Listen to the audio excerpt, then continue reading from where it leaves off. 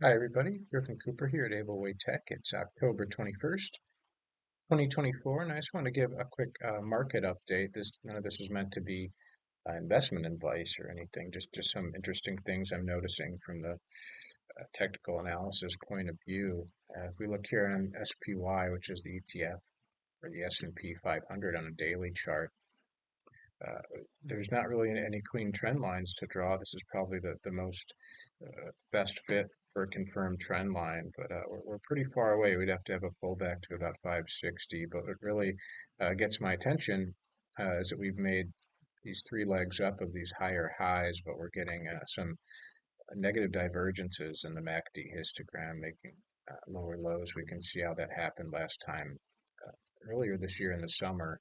Made these three higher highs and made lower lows in the MACD, and what kind of sell off that led to. So something interesting there.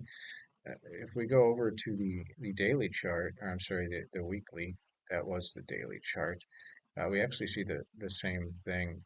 Again, no clean trend lines. It's been such a strong exponential move up, but we have here the market making these three higher highs, but making lower highs in the MACD. So another negative divergence there.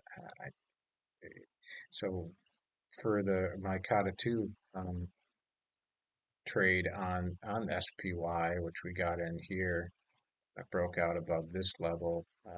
Initial stop was down here.